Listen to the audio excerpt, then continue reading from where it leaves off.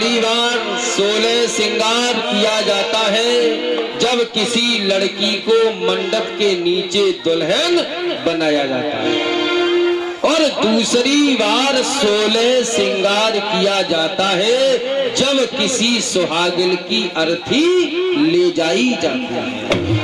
जीवन में 16 श्रृंगार 2 बार किया जाता है और साल में एक दिन और 16 श्रृंगार कर लेना चाहिए। वो है करवा चौथ का व्रत, अन्यथा श्रृंगार लिमिट में करना चाहिए। और श्रृंगार से परीक्षित जी महाराज शिक्षा भी लेनी चाहिए।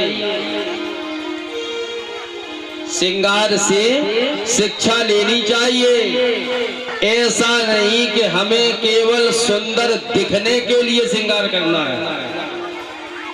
सुंदर दिखने के लिए श्रृंगार नहीं है, श्रृंगार से शिक्षा लेनी है।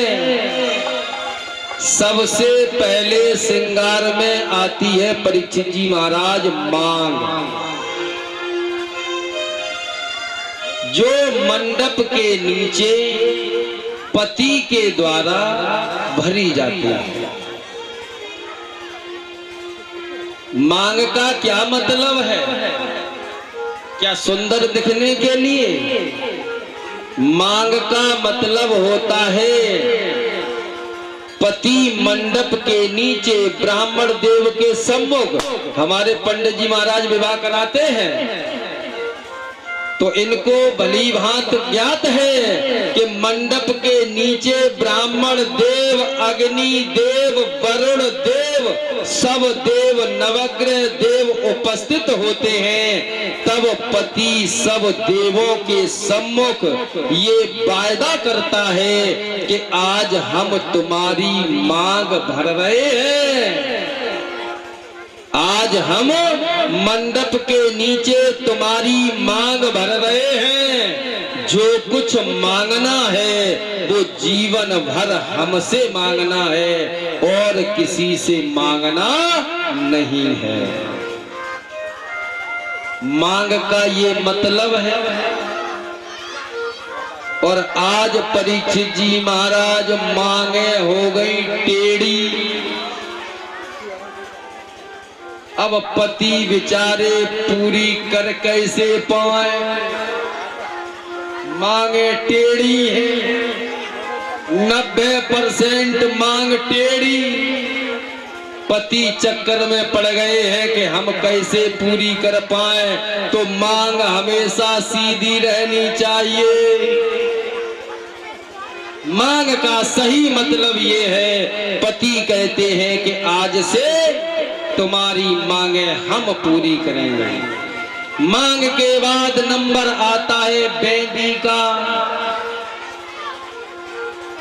बेदी सुंदर दिखने के लिए नहीं है, बेदी से ज्ञान लेना चाहिए। कौन सा बेदी? अच्छा, दोनों भवों के बीच में मस्तक पर ही क्यों लगाई जाती है? और यही बेंदी यहाँ से छुटा के गाल पर लगा ली जाए तो कैसी लगेगी? सुंदर लगेगी क्या? नहीं लगेगी। बेंदी कहती है कि तुम अपने घर में ही शोभायमान हो, तुम अपनी दहली के अंदर ही सुरक्षित हो और शोभायमान हो। और नैनों में लगता है, आंखों में परीक्षित जी महाराज काजल, यह भी एक सुंदरता का प्रतीक है। इससे सुंदर नहीं, काजल से भी शिक्षा लेनी है। काजल यदि अपने स्थान से यदि बह गया, काजल ने स्थान छोड़ दिया तो मुंह काला होने में देरी नहीं लगेगी। नैना कहे बंद करे पलके, नैना कहे बंद करे पलके, पति घर स्वर्ग समाना, तू भज ले सीताराम।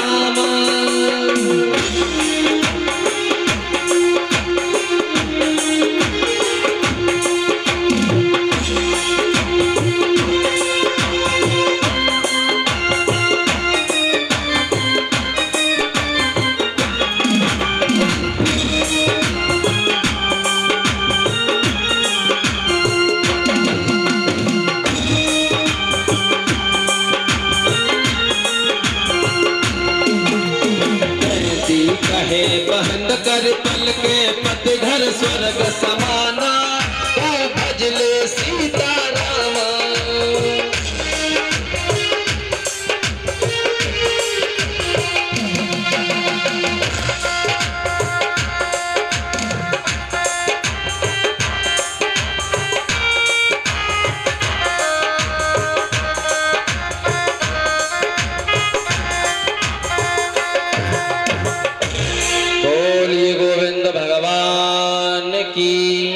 तो बेंदी कहती है नेत्रों का जो काजल है वो बहना नहीं चाहिए परीक्षित जी महाराज, यदि बह गया तो मुंह काला हो जाएगा। उसके बाद हाथों में पहनी जाती है चूड़ी, और चूड़ी एक नहीं पहनी जाती है परीक्षित जी महाराज, विवाह के बाद चूड़ी अनेक पहनी जाती है। अनेक क्यों पहनी जाती है? यही हाथ,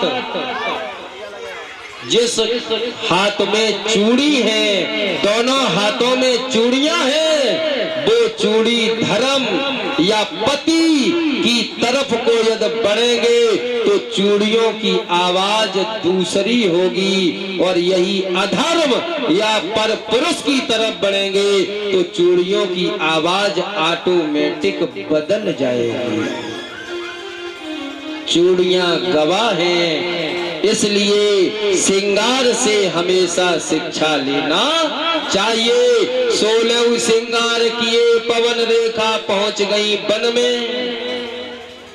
दुमलिक नाम का राक्षस आया, जिसने महाराज उग्रसेन का रूप धारण कर लिया है, और आकर के उसने कहा, हे प्रिय, तुम हमें अकेली छोड़ करके क्यों चली आई? हमें काम भावना सता रही है। पवन रेखा ने मना किया, कहा, ऐसा नाथ अब नहीं कीजे, दिन राति किए है बोहने सब चीज।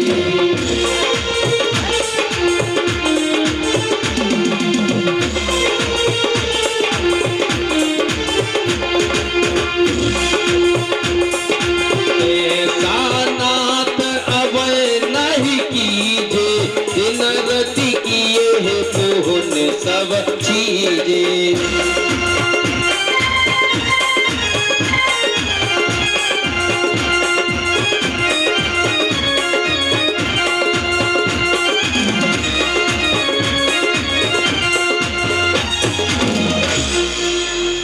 पवन रेखा ने मना भी किया, लेकिन उग्रसेन का रूप धारण किए है वो नहीं माना। पवन रेखा विफल हो गई, समागम हुआ है, और जैसे ही वह राक्षस जाने लगा उसने अपना असली रूप दिखाया। पवन रेखा ने कहा, मैं तुझे श्राप दूंगी, मैं तुझे श्राप दे दूंगी। उसने कहा, मैं तुम्हें वरदान दे रहा हूं। कहा, जो तुम्हारी संतान होगी वो इतनी बलशाली होगी कि उसे कोई जीत नहीं पाएगा, उसे मारने के लिए भगवान को ही आना पड़ेगा। पवन रेखा लोभ में आ गई, वापस आई। सखियों ने कहा, तुम्हारे वस्त्र क्यों बिगड़ रहे हैं? पवन रेखा ने कहा, बंदर मिल गए, उन्होंने हमारे ऊपर आक्रमण कर दिया। बात बना करके वापस आ गई। कुछ समय व्यतीत हुआ, समय आने पर कंस का जन्म हुआ है। जब कंस का जन्म हुआ तो बिजली चमकने लगी, बादल गरजने लगे, दिशाओं के हाथी चिंगारने लगे, आकाश से रक्त की बूंद गिरने लगी, अशगुन हो रहे हैं। जब यह बच्चा बड़ा हुआ, कंस जब बड़ा हुआ, तो कोई शुभ काम नहीं करता है परीक्षित जी महाराज। मदरा पान करते हैं कंस,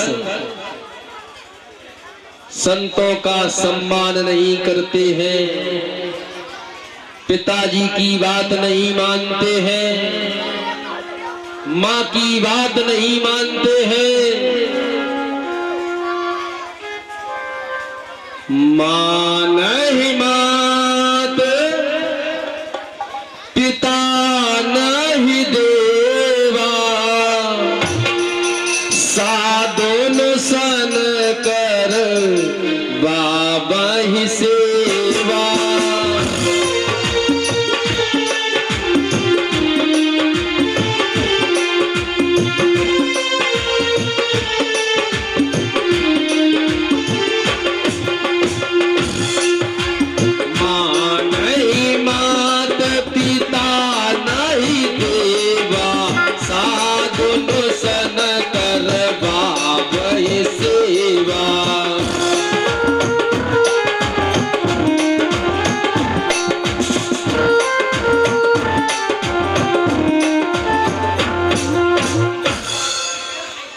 कोई किसी की बात नहीं मान रहा है। कंस ने महाराज उग्रसेन को गद्दी से नीचे उतार दिया, स्वयं राजा बन गया। राजाओं पर आक्रमण किया, राजाओं को जीत लिया। एक बार जरासंध पर चढ़ाई कर दी। जरासंध को जब जीत लिया, जरासंध प्रसन्न हो गए। इन्होंने अपनी 2 कन्याओं का विवाह कंस के साथ कर दिया। कन्याओं के नाम है अस्ति और प्राप्ति। कंस का विवाह भी हो गया। अब कंस राजा भी हो गए। पिताजी को गद्दी से नीचे उतार दिया। मथुरा के राजा हैं महाराज कंस। इनकी एक चचेरी बहन है जिनका नाम है देवकी। देवकी का विवाह महाराज वसुदेव के साथ कंस कर रहे हैं। कंस ने वसुदेव के साथ देवकी मैया का विवाह संपन्न किया परीक्षित जी महाराज, और बहुत सा दान दिया। बहुत सा दान दिया, दहेज दिया है। दा माने देना, हे माने हित से जो दिया जाता है वही दहेज कहलाता है। और जो खाल खींच के लिया जाता है वो दहेज नहीं होता है, वह होती है भिक्षा। इसलिए न बेटे के विवाह में दहेज मांगो और ना ही बेटी के विवाह में दो। यदि ऐसा हो जाए तो उससे लाभ क्या होगा परीक्षित जी महाराज? लोग कथा में तो सुनते हैं, विचार भी करते हैं, लेकिन मानने वाले नहीं है। लड़का यदि नौकरी में लग जाए फिर क्या वो 50 लाख से नीचे शादी करें? नहीं करेंगे। दहेज यदि न दिया जाए न लिया जाए तो उससे होगा क्या कि शादियां समय पर हो जाएंगी। शादियां समय पर हो जाएंगी। बिटिया वाले दहेज ही नहीं जुटा पाते हैं, इसलिए विवाह होने में देरी हो जाती है। तो दहेज यदि ना मांगो तो आपके बेटे का विवाह समय से हो जाए, आपकी बेटी का विवाह समय से हो जाए। अरे हित से जो दे उसे स्वीकार कर लो, मांगने की क्या आवश्यकता है? यदि मांगना ही है तो भगवान से मांगो, उन दीन दयाल करुणा निधान से मांगो। जो सबको देने वाले हैं वो आपको भी देंगे। अरे इंसान से क्या मांगते हो? मांगत मांगत मान घटे और प्रीति घटे नित के घर जाई। मांगते मांगते मान घट जाता है और प्रीत घट जाती है नित्य किसी के घर जाने से। मांगत मांगत मान घटे और प्रीति घटे नित्य के घर जाई। और क्रोध घटे मन के समुझाई। क्रोध कब घटता है? जब मन शांत हो जाता है।